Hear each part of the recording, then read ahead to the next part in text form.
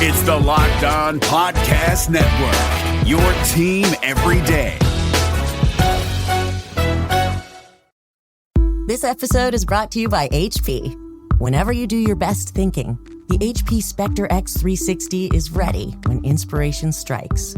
With power save for battery life and focus mode to multitask, you can do your best thinking whenever and wherever it happens. The HP Spectre X360 2-in-1 convertible PC with Windows 10 saves battery life for whenever an idea hits you. HP Spectre X360, a more thoughtful laptop. What's going on, everybody? Welcome in to today's Locked On Reds podcast. Today we have a special crossover edition. I had a couple of crossovers this week. Happy to always do those. We have Ethan Smith from Locked On Pirates to preview this 4-game series between the Buccos and the Redlegs. And we're going to be talking all about this series. Probably got a question or two about what's going on with things in the farm system, guys coming up. And the Reds are coming back to full strength, so this should be an interesting weekend for baseball at Great American Ballpark. Before we get into all of that, though, I wanted to let you know that you can check out our pal Sully on the Locked On MLB podcast. He takes a look around the league each and every day, and with his wealth of knowledge, whether it comes to baseball present or baseball past, he will impart it to you each and every day. Check it out, the Locked On MLB podcast, wherever you get your podcast. But for now, let's talk some Reds and Pirates.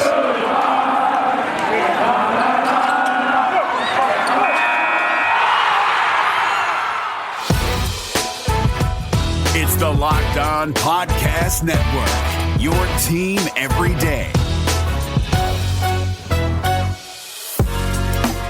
You are Locked On Reds, your daily Cincinnati Reds podcast, part of the Locked On Podcast Network, your team every day. Yes, you are. You're Locked On Reds. I'm your host, Jeff Carr. I've got Ethan Smith coming up here in just a moment. Before we get into that, make sure that you're subscribed right here on the YouTube channel and that you're following the podcast on your favorite podcasting app. You can also follow me on Twitter at Jeff Carr with 3 Fs and follow the show at Locked On Reds.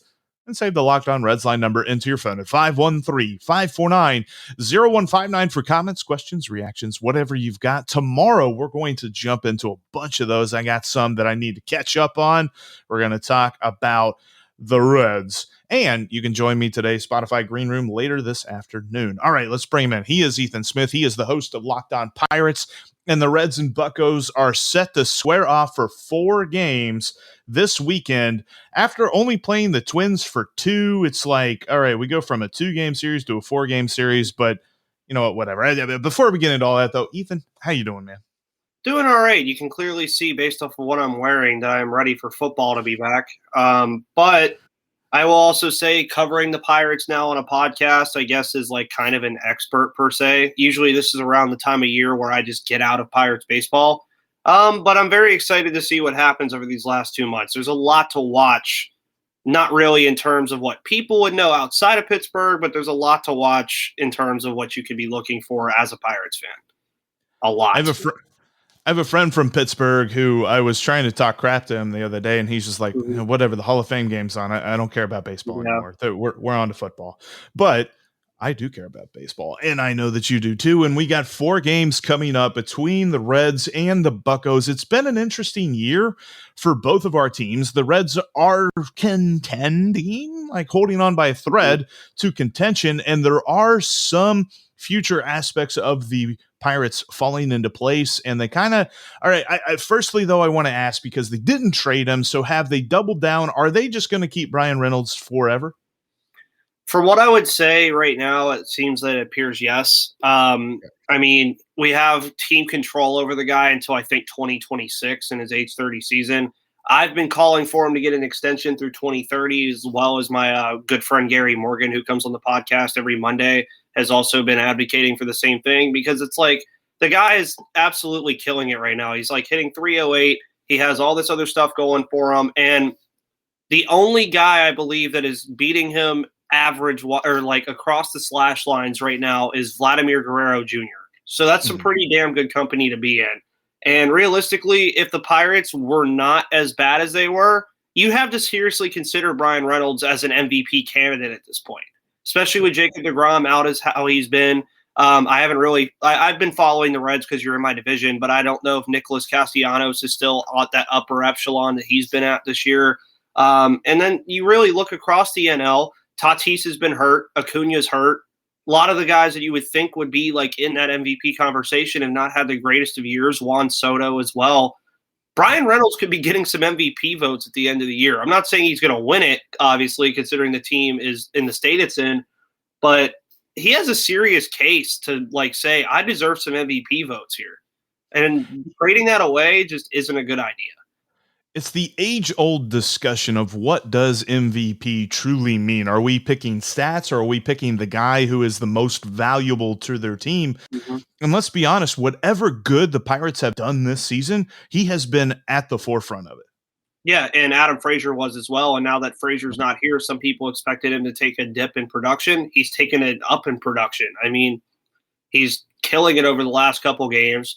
And realistically, more importantly, I'd say the award he has a way better chance of winning is the Gold Glove Award. He's been phenomenal in center field. Nobody thought that his glove was going to translate to center field at all from left field. It has, and it's done miles. Ben Gamel, even, who I'm watching closely a lot now, could be a potential outfielder for next year's squad. And even Gregory Polanco, who I talked about yesterday, has been having a good run of things as of late. And you know how much I can't stand Gregory Polanco. And I actually talked about him yesterday, potentially playing himself into a contract again, and he's already said he wants to stay in Pittsburgh forever.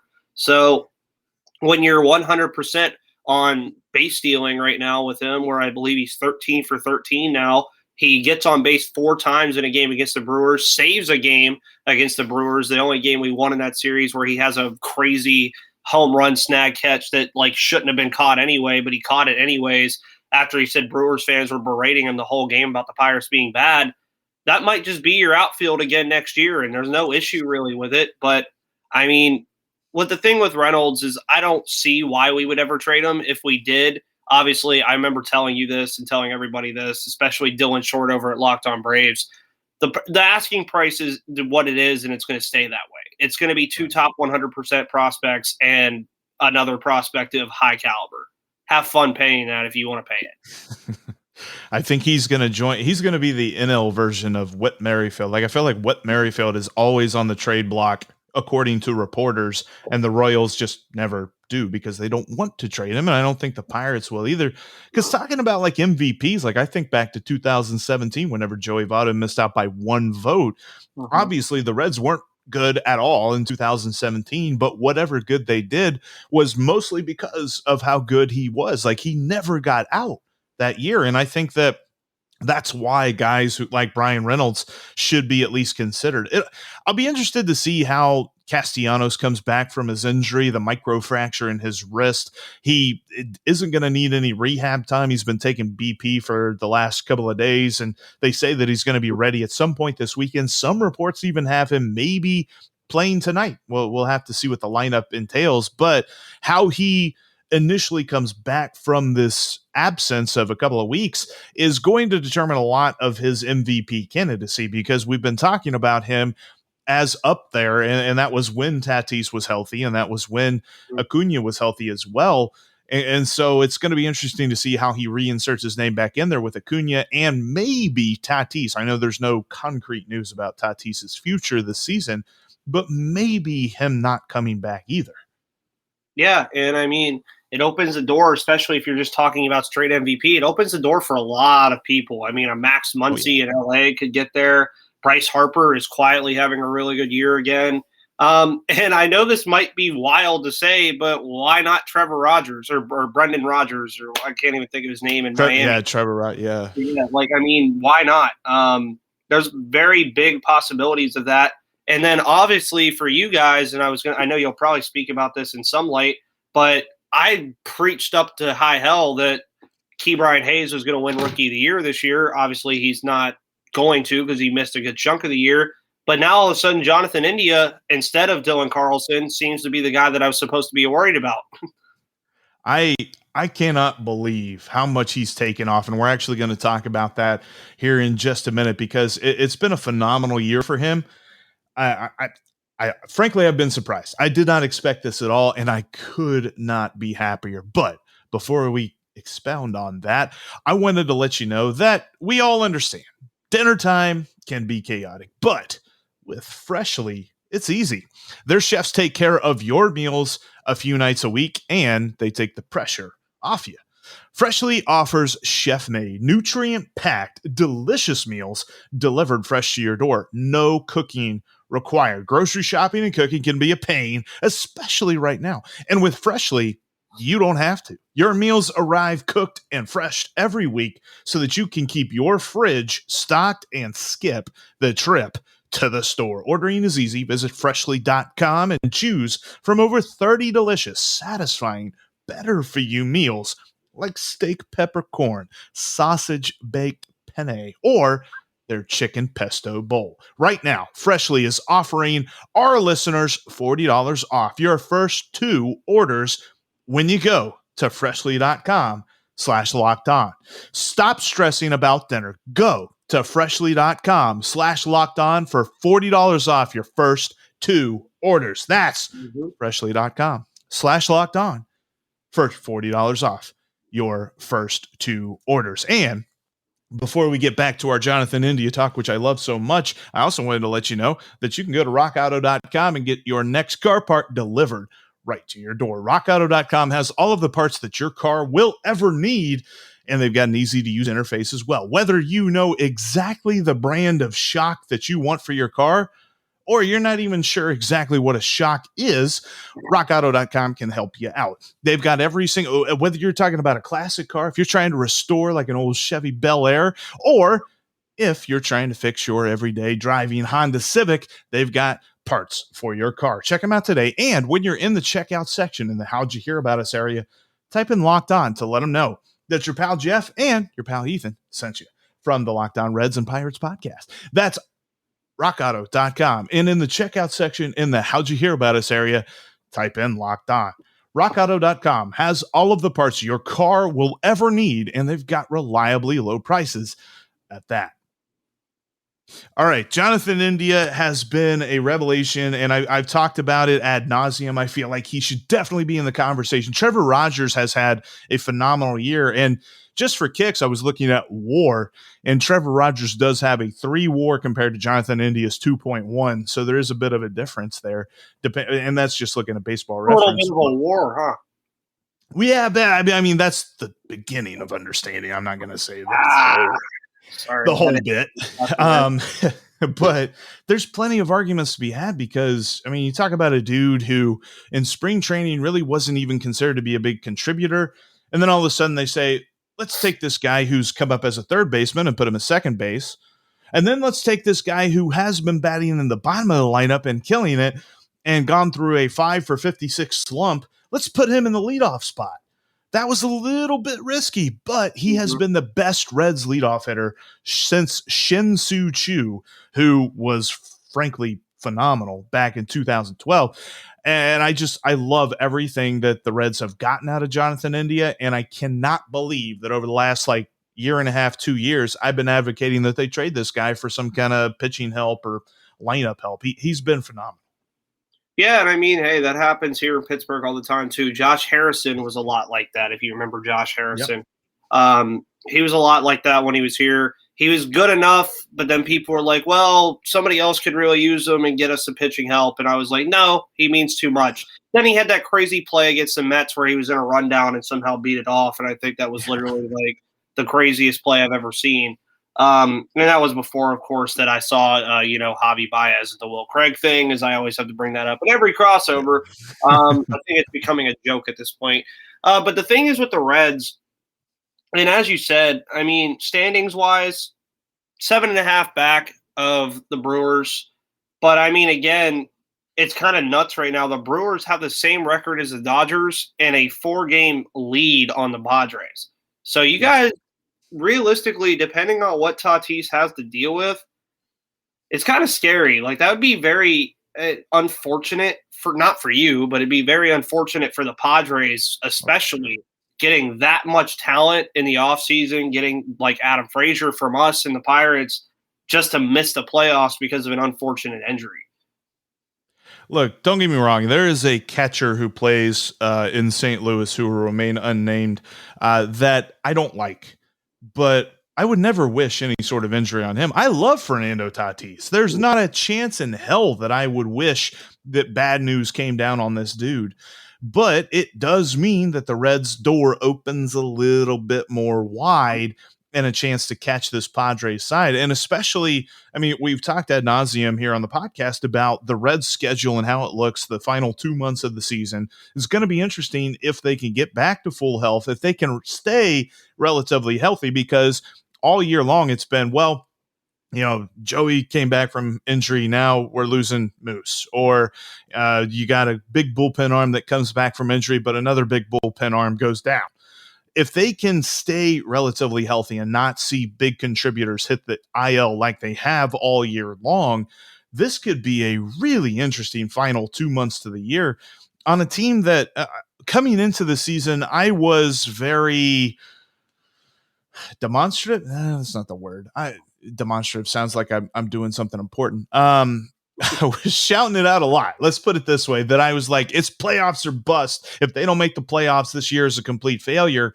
And now it's kind of actually seeming possible. I think it's interesting that the Reds are here right now. And this 4-game set, which we haven't even talked about at all, but starting tonight, you got Sonny Gray and you got Will Crowe on the mound. You guys won tonight. I'm interested to see. Sonny has been his last start. The first inning looked really rough, and then he settled down. I had that tweet. Maybe if he has a rough first inning today, and I'll tweet something bad, and then he'll settle down again. Mm-hmm. But what can Reds fans expect from Will Crowe? You're going to see a lot of probably a lot of walks. Will Crowe has not even started, I don't think, as many games as Sonny Gray has, and he has more walks than him. He has a very bad issue of walking batters and giving up home runs. Nothing against the guy. I mean, he has a 5.4 ERA, which on this team is actually not terrible, especially when Mitch Keller's back. So the thing is, though, he's done okay this year. I mean, 66 strikeouts as I am cheating, obviously, looking at everything. But, I mean, away from home, though, he actually isn't that bad. He's 2-1 away from home. Of course, you know, realistically, there's a lot of different things that he could do better. If you look at his last couple starts, I mean, he's almost went 6 innings in all 3. He went 6 innings in his last start against Philly. Only gave up 1 hit, so maybe he builds off of that. He had a different. He's won 3 of his last 4 starts. That's what I'll say. But wins are always based on what the offense does. I mean, but he's only given up 11 hits in his last 3 or 4 starts. So it's hit or miss with Will Crowe. Of course, I mean, he was picked up from the Josh Bell trade, but he's not really the prize of that trade. That's Eddie Yean, who's way, way down there in the minors right now because he's only like 18 or 19. But that's what you can expect. You're going to expect to see probably him work around the zone or out of the zone a lot, especially against an offense that knows how to do some stuff. And, I mean, if he can build off of what he did against the Phillies, who also in their own right have a pretty decent offense, maybe they get a good start out of him. And it seems like every time we talk about this, like you say Sonny Gray might do bad, I say Will Crowe might do bad. It's going to be a 0-0 game going into the 7th inning, and they're going to both be pitching a shutout. It's going to be funny to see because Sonny's control issues have been noted as of late, but I think it's just simply because as soon as he gets into a groove, he goes back on the IL for something. And now, I mean, he looks completely healthy, and I think maybe he can continue that groove. At least I'm hoping so. I did have a question though. So based on what you're saying though, that people around Pittsburgh probably aren't saying pitch like a crow. No. Okay, now like fight like a crow, you know, fight milk. Yeah. No. I mean, it's fun to joke about it. Like, I'll post like a crow gif whenever he does something good. But I mean, there's so many other guys right now, like with the injuries that we have. Like Steven Brault came back for the first time yesterday after a solid 2020, and I don't count 2020 stats, but he still was fine. Miguel Yajure, who had a good start to the year, but he's been injured. Hopefully will be coming back soon. So ideally, I want to see something like Brubaker, Bryce Wilson, who we acquired from the Richard Rodriguez trade, Max Kranick. I I mean, at that point, after that Miguel Yajure and Steven Brault, I'll be fine with it. You also get to see Mitch Keller this weekend, so have fun with that. I did see he's due on Saturday. So I know that you've been bullish about JT Brubaker. Is that the game that you're kind of pegging like, okay, this is the game where the Pirates might make some noise? That and Bryce Wilson. Bryce Wilson impressed me a ton in his Pirates debut. He's slated to go Sunday. A lot of people in Atlanta really liked him, and he comes in and he doesn't give up an earned run, or he gave up one earned run, I believe, in his first start against the Brewers. And I mean, he just played phenomenal. I mean, he wasn't striking guys out, but that's just not who he is. He's not a strikeout pitcher. He's a very much contact, like pitch to contact kind of guy. But if you're pitching to contact and not giving up hits and giving up low exit velocity rates and stuff like that, do as you please, man, honestly. And Bryce Wilson is 23. The kid's young. Getting him for Richard Rodriguez was a win. Because what's the point of having a closer on a team that's 27 whatever amount of games under 500? Not a ton. So now you've added a starting pitcher, though, that could potentially be a back end of the rotation guy in a couple years like he is right now. And maybe that's good for them. But I would look closely at the Brubaker game and the Wilson game. Keller and Crow, those are the two that are kind of like, I don't really know too much about all that.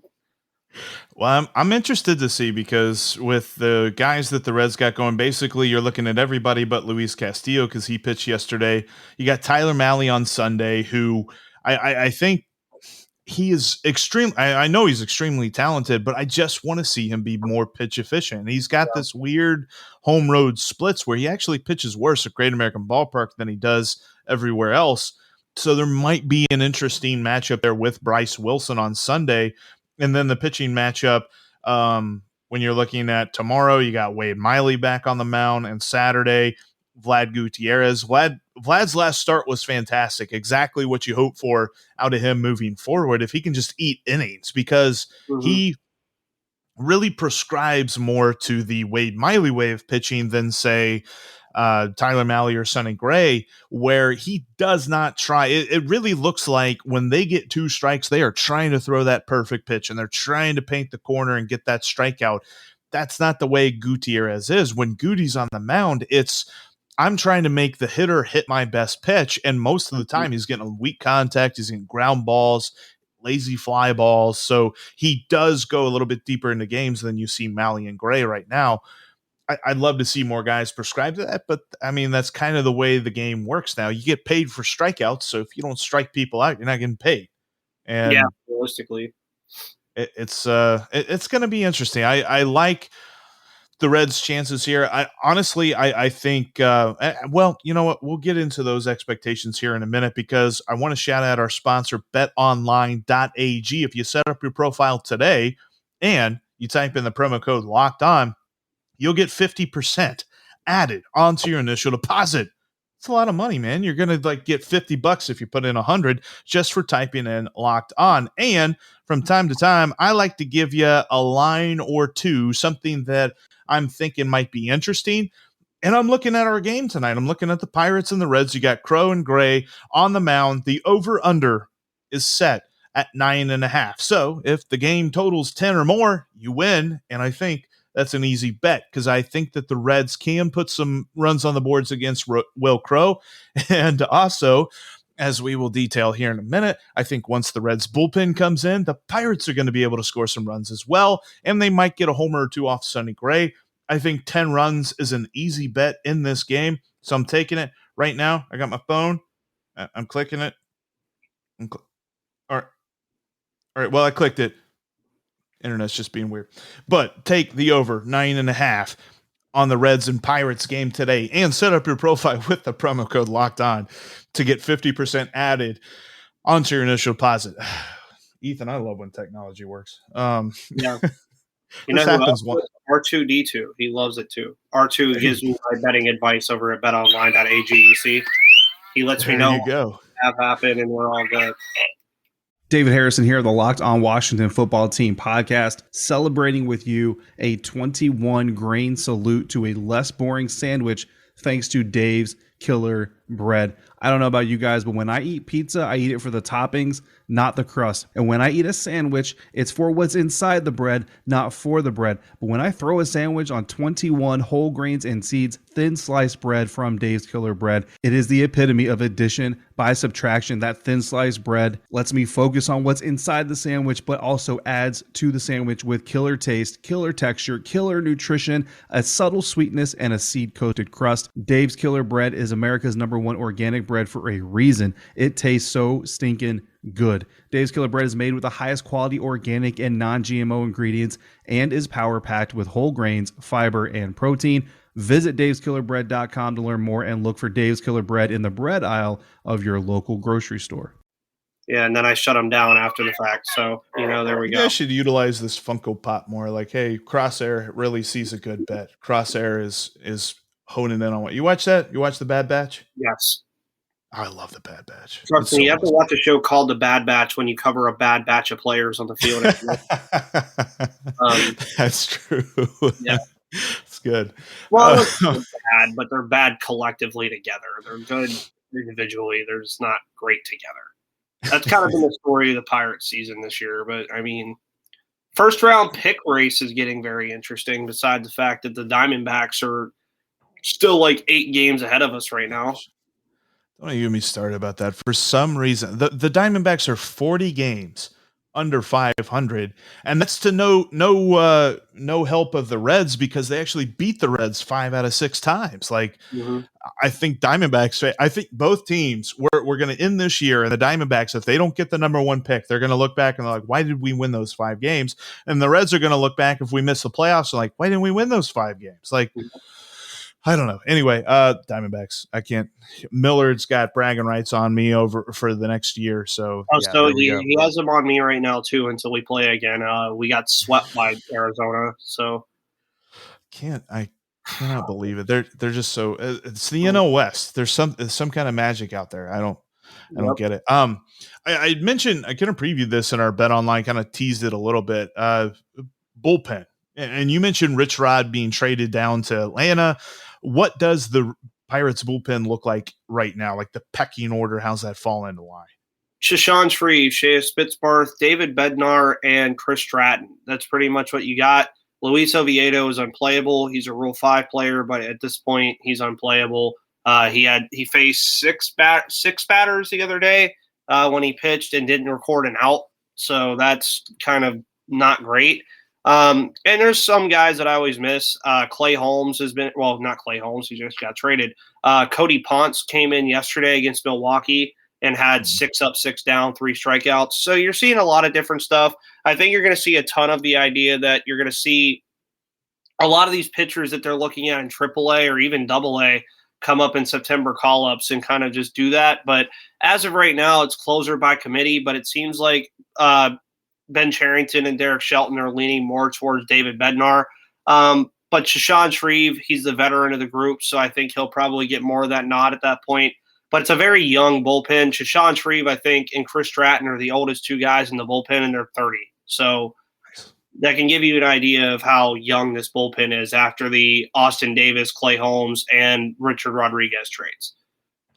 That's good to see. And when it comes to the Reds, man, yesterday Michael Lorenzen got 5 outs to save the game, and I don't think any Reds fan would be stretching it to say, like, we just like to see him pitch like the final 3 innings of every game. Now, don't get me wrong, we like what we've seen out of Michael Gibbons, and Luis Sessa has looked pretty decent, although his last outing there against the Twins, he kind of gave up a lot of hard contact. So you kind of wonder what you're getting from him. Justin Wilson has been okay. Those 2 guys they got from the Yankees. The problem is, whenever I looked at the 3 guys that the Reds got, Gibbons far and away is better than the other 2.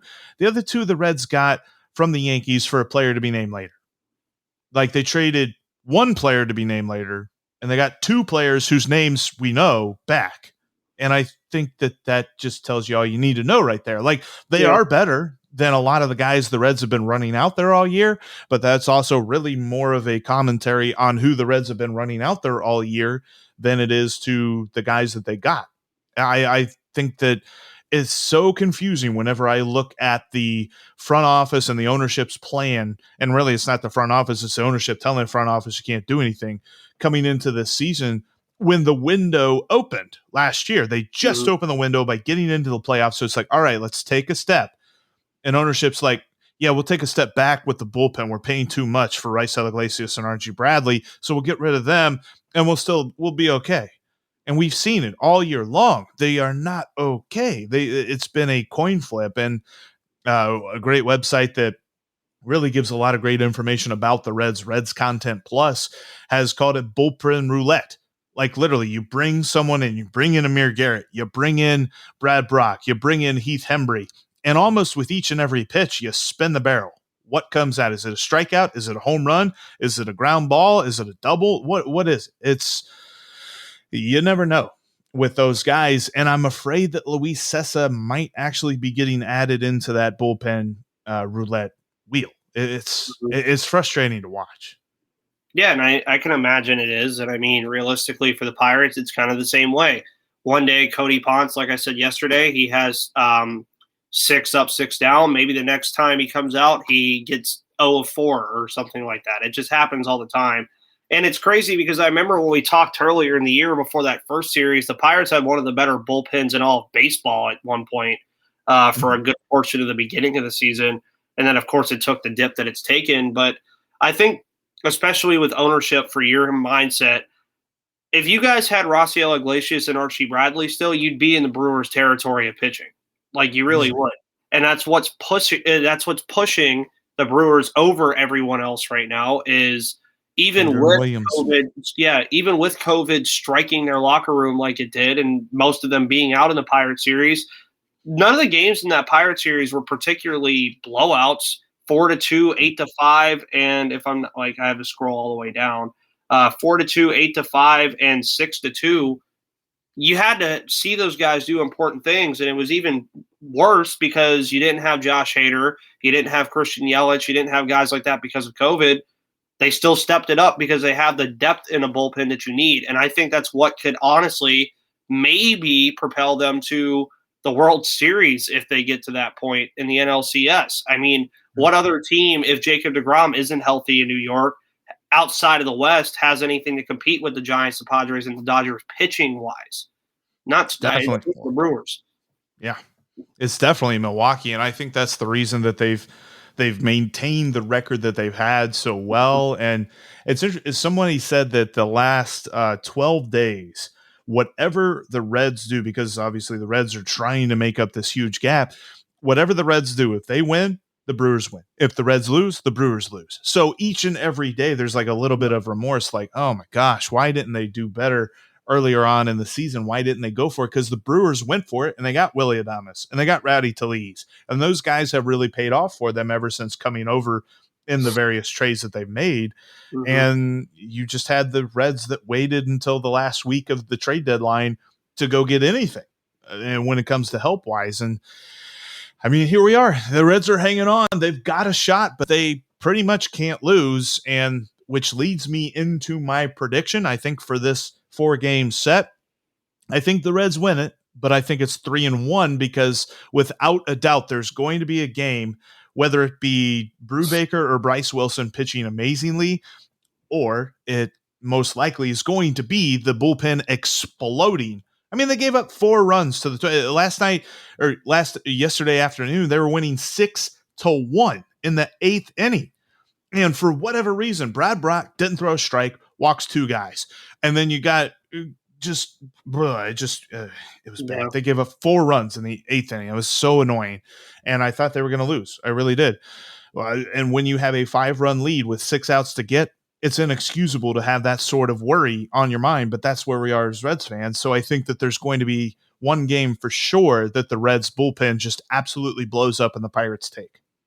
I would say 3 or 4 as well for the Reds. I mean, I don't see the Pirates in particular really getting swept by anyone for the rest of the year, except maybe the Dodgers when they play in LA. But, you know, the team, they're going to probably get swept by somebody again. But realistically, go into every series, try to win 1 or 2 and just leave it at that. This team is allergic to sweeping someone. So I've already kind of given that up. And also, random tidbit today, by the way, happy 100th anniversary to KDKA.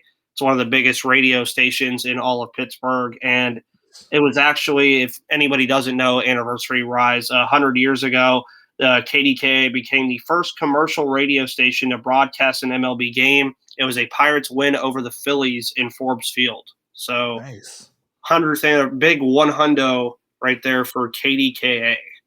Give you a big Jolly Roger with the number 100. I almost said the letter 100, the number 100. That might mean that we're getting close to the end because I'm starting to talk in like complete circles and stuff. All right, Ethan, this has been a lot of fun previewing this series, talking about guys to look for. I'm not expecting the Reds to get Brian Reynolds out very much. It's going to be interesting how well they pitch to keep Brian Hayes, because those two guys are probably going to be the catalysts for whatever the Pirates end up doing in the series. Definitely Brian Reynolds for sure. And hopefully the Reds get back healthy with Castellanos, Moose, and Senzel and Sims all this weekend. I am very excited to see those four guys returning. Yeah, But, I mean, it's a good series for them to come back. So I'm looking forward to it. Shout out your Twitter and everything so that everybody can follow you during the series. At MVP_Ethan on Twitter and at Locked On Pirates. Of course, I will probably be making some kind of jokes. I don't know what jokes will be made, but they will be made. Follow him, and then you can also follow me as well if you're on the Pirates side at Jeff Garr with 3 Fs, and you can follow the show at Locked On Reds. Ethan, I appreciate you, man. Thanks for doing this, and looking forward to a great 4 games. Oh, yeah, of course, as always. Alrighty. Well, this has been another episode of the Locked On Reds podcast. Thank you so much for joining me and Ethan.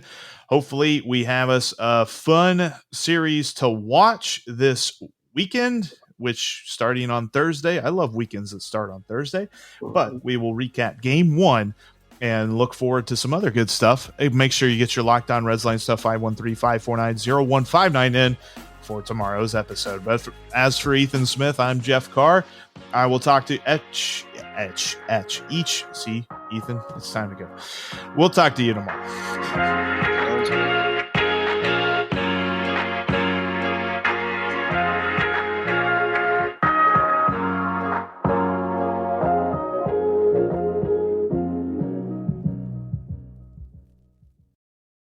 This episode is brought to you by Spotify Green Room. Have you ever listened to a podcast like this one and you wanted to bring up your own point or just chat with other people that are listening at the same time? Well, let me tell you about Spotify Green Room. This is the first social audio platform made just for sports fans. The app is free to download, and once you're in, you can talk with us, other fans, athletes, insiders in real time about your favorite sport or team. Download the app, currently available on iOS devices. Create a profile, link your Twitter, join one of the groups for the latest league updates, and then you'll see us there. Spotify Green Room, changing the way we talk sports.